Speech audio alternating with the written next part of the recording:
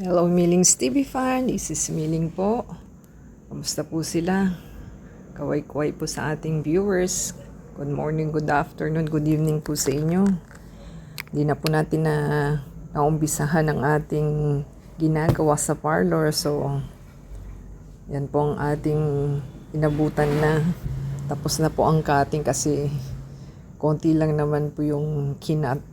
At the same time, sa front and back lang naman, saglit lang naman po. So, i-layered lang po ang ating buhok, pinabawasan po natin. At hindi na tayo makatiis at mahaba na po yung ating buhok para mawala naman ang mga split ends at maging okay ang ating buhok. So, kailangan talaga po every 3 months, 3 to 6 months, nagpapa-trim tayo ng buhok para humaba na siya. So, yan po ang ating bagong parlor.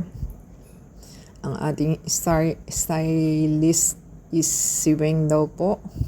So, first time natin sa parlor nila. So, malapit lang po yan sa ating place. At the same time, mura lang pala ang kanilang haircut. So, 100 lang. Saan ka pa? Within the neighbor, meron na. So, marami po sila sa village. Parang dalawa. Parang dalawa yata sila o tatlo. Tatlo po sila. So, magkakalapit po sila sa kanto lang po ng ating area. So, yan po yung ating experience dahil plano ko nga pong lagyan ng bangs ang ating buhok at nanganghulog ang ating clip. At pinabawasan din ang ating bangs para po pagka pinusod natin is may style pa rin siya. So, yan po ang ating na-experience for today sa ating haircut. At alas 5 na, in-off na yung aircon kaya pinapawisan na tayo. So, hanggang 10 to 9 daw po ang kanilang parlor time. So, akala ko sarado sila kanina pagdaan ko. So, bukas pala kasi naka-aircon. So, mainit daw po kasi dyan sa place pagka hapon. So, sinasarin nila ang kanilang bintana. So, tayo po ay may bagong place na mapag-haircutan. So, budget free naman po itong kanilang price, 100 lang, saan ka pa. So, yan po yung ating na-experience for today. So, tayo yung nag-voice over lang po at ang ating hairstyle po is parang pinasyagi ko lang po, layered.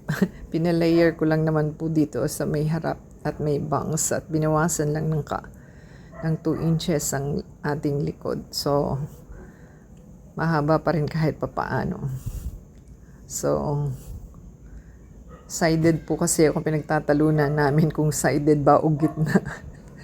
Kasi pagka gitna po, pag nalilipasan na ng root yung ating hair dye, kikita na yung gray. Kaya ginigitna ko kasi meron po tayong gray na nandun lang sa side na yun. Hindi siya naka-scattered na even ang gray niya. So, yun na sinasabi ko sa ating hairstylist. Kaya, it's either na sided o gitna ang hati.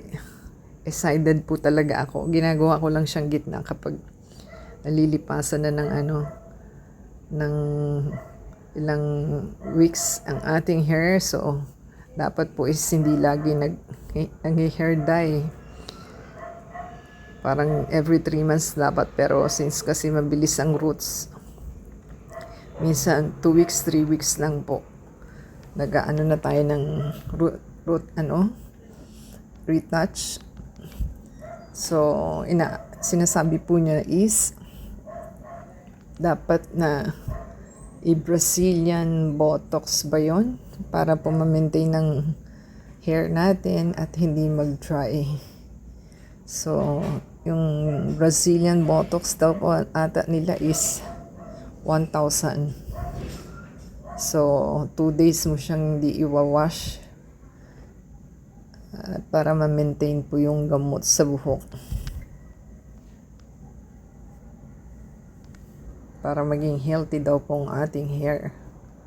So, every time na Brazilian Botox ka, mas lalo daw po gaganda ang buhok at para ka nang rebonded.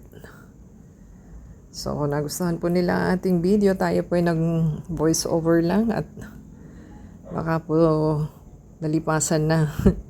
So, subscribe po sila sa ating channel. Give us a thumbs up. Comment down below po. Add us sa Facebook, Twitter, TikTok, and Instagram. Sa comment section po, i-shoutout natin inyong names and channel sa next video. So, abangan po nila. Sana po is meron silang magandang hairstylist na ating natutuklas. So, yan po ang ating video for today. So, until next time po. God bless everyone.